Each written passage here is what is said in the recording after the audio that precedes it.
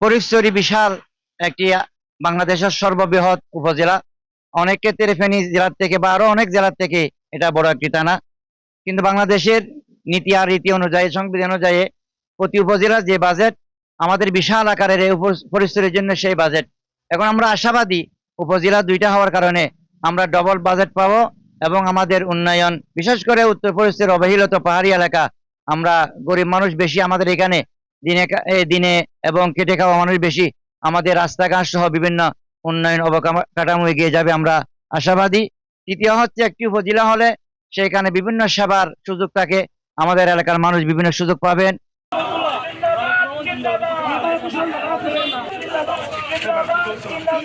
রিক্সাওয়ালা হতে শুরু করে দিনমজুর হতে শুরু করে আমাদের সর্বস্তরের একেবারে ব্যবসায়ী, সম্মানিত সকল আলেম ওলামাগণ সকলে অত্যন্ত আনন্দিত, অত্যন্ত খুশি। এবং সবচেয়ে বেশি খুশি হয়েছেন আমাদের হেফাজতের আমির মহিবুল্লাহ বাবু নগরী সাহেব হুজুর।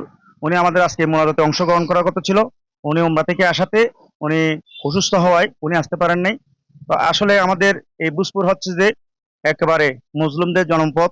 আমাদের আলেম ওলামাগণ হতে শুরু করে দীর্ঘদিন মানুষ যে আকাঙ্ক্ষা ছিল, চাহিদা ছিল, সেটা আল্লাহর রহমতে পূরণ হয়েছে। সেজন্য আমি আমাদের মাননীয় প্রধানমন্ত্রীকে আবারও আমাদের অত্র এলাকার বৃহৎ জনগোষ্ঠীর পক্ষ থেকে অসংখ্য ধন্যবাদ ও কৃতজ্ঞতা জানাচ্ছি। সর্বস্তরের মানুষের যে খুশির বন্যা, সেটা যেন অটুট থাকে এবং সেটা যেন আমরা সকলে মিলেমিশে কাজ করতে পারি।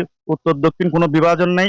কেউ ফেসবুকে, সোশ্যাল মিডিয়াতে আমরা কেউ কাউকে কটাক্ষ করব না, কেউ কাউকে ছোট করব না। আমাদের মাননীয় প্রধানমন্ত্রীকে হাতকে শক্তিশালী করার জন্য আমাদের সকলের দায়িত্ব হচ্ছে যে আইন শৃঙ্খলা পরিস্থিতি কোনো অবস্থায় যেন কোনো অবনতি না হয়। আশা করি ইনশাআল্লাহ আল্লাহর রহমতে আমাদের স্বপ্নযাত্রা আল্লাহ পাক রব্বুল আলামিন কবুল করে নিয়েছেন। ইনশাআল্লাহ আমরা মোনাজাতের মাধ্যমে আজকের অনুষ্ঠান কর্মসূচি এখানে সমাপ্ত ঘোষণা করা হবে।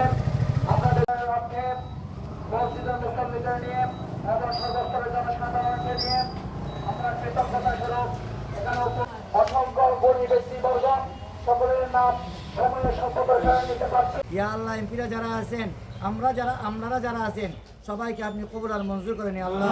ইয়া আল্লাহ, বাংলাদেশের আমরা কামনা করেছি আল্লাহ, ওনার নেতৃত্বে আমাদের বাংলাদেশকে এগিয়ে নেওয়ার জন্য আপনি ওনাকে তৌফিক দান করুন আল্লাহ। ওনার সংশ্লিষ্ট